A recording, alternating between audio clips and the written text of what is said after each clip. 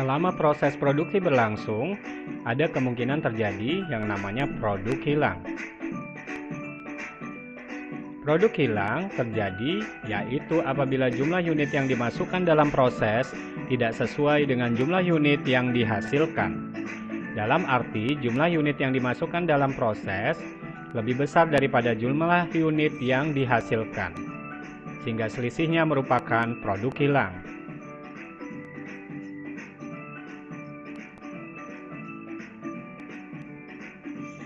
Setiap perusahaan memiliki standar mutu untuk menghasilkan produk mereka.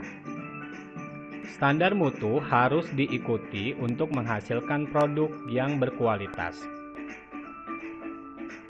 Apabila produk tidak sesuai dengan standar mutu yang ditetapkan, maka tidak akan bisa dipasarkan ke pasar.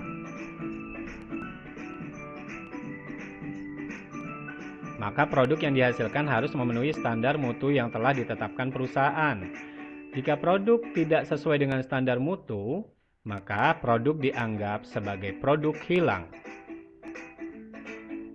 Ada beberapa sebab kenapa produk tidak memenuhi standar mutu.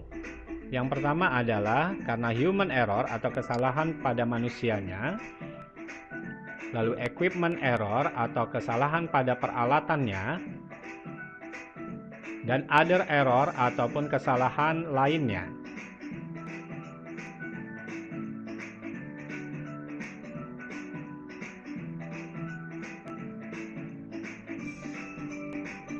Produk hilang ditinjau dari saat terjadinya terbagi menjadi 3. Yang pertama adalah produk hilang di awal proses, produk hilang di sepanjang proses, dan produk hilang di akhir proses.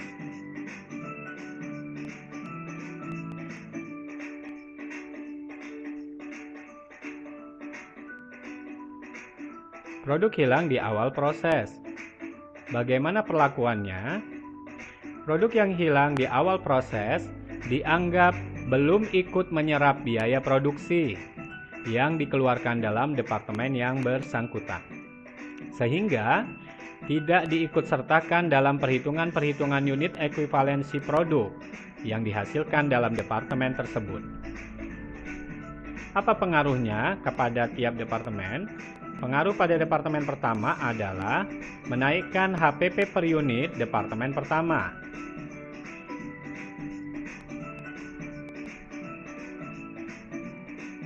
Pada departemen berikutnya, menaikkan HPP per unit produk yang diterima dari departemen pertama. Seperti kita ketahui bahwa pada departemen pertama akan mentransfer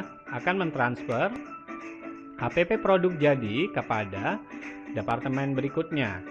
Maka di sini pengaruhnya adalah menaikkan HPP per unit produk yang diterima dari departemen pertama. Yang kedua, menaikkan HPP per unit yang ditambahkan dalam departemen produksi setelah departemen produksi yang pertama.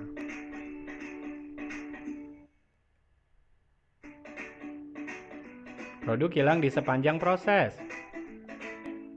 Produk hilang di sepanjang proses diperlakukan sebagai produk yang hilang pada awal atau pada akhir proses. Jadi perusahaan harus membuat kebijakan memperlakukan produk yang hilang sepanjang proses apakah dimasukkan ke dalam produk yang hilang pada awal proses atau kepada akhir proses. Jadi itu tergantung dari kebijakan tiap-tiap perusahaan. Beda perusahaan, beda kebijakan.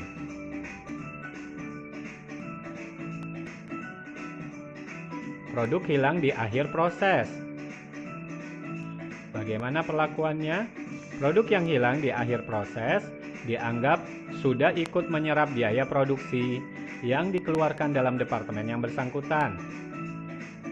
Ini kebalikan dengan produk hilang di awal proses. Kalau awal proses belum ikut menyerap, jika pada akhir proses justru sebaliknya, sudah ikut menyerap biaya produksi, sehingga diikutsertakan dalam perhitungan-perhitungan unit ekuivalensi produk yang dihasilkan dalam departemen tersebut. Bagaimana pengaruhnya pada departemen? Departemen pertama dan departemen selanjutnya pengaruhnya sama, yakni HPP produk hilang, terlebih dahulu harus dihitung, dan harga pokok ini diperlakukan sebagai tambahan HPP produk selesai yang ditransfer ke departemen produksi selanjutnya atau ditransfer ke gudang.